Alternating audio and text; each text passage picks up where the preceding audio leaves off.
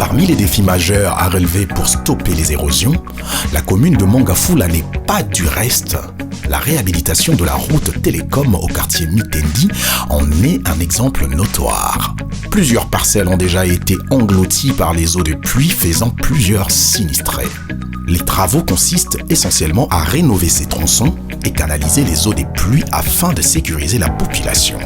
La lutte contre les érosions tient à cœur au chef de l'État, Félix-Antoine Tshisekedi, qui n'a pas manqué de venir s'enquérir en personne de la gravité de la crevasse et s'assurer que tous les détails techniques ont été pris en compte pour garantir la construction du collecteur principal. Kinshasa compte 2000 km de route, dont 60 km déjà bitumés.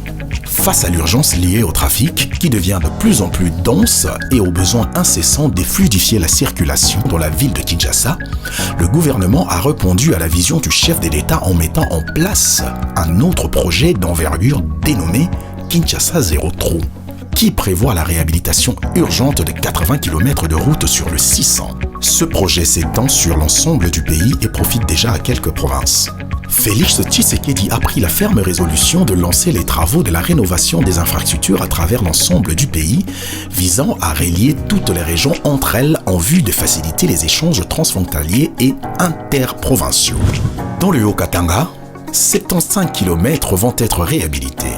La répartition se fera entre 5 territoires associés à la ville de Lubumbashi, dont 1 km de route pour faciliter la traversée de la route reliant la commune de Kafubu et annexes.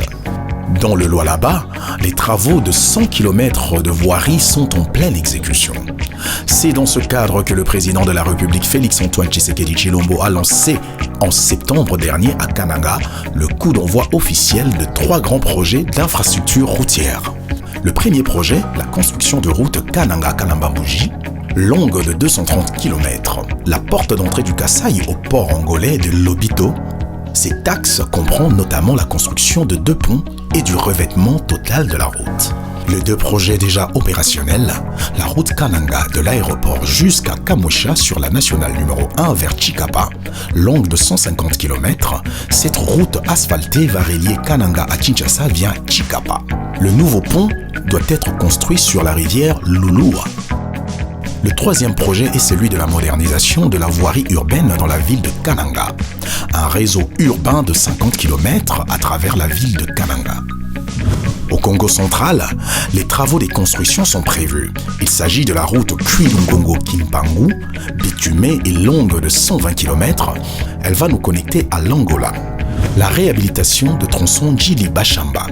Le projet a pour but d'améliorer les échanges commerciaux à libre circulation des personnes sur cette route d'intérêt national connectant près de 10 provinces de la RDC.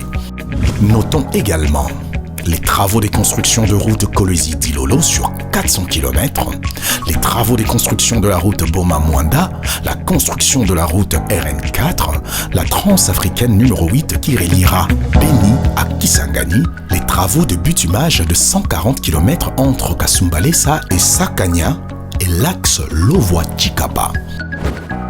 La construction d'un nouveau pont entre la rivière Kasaï à Chikapa.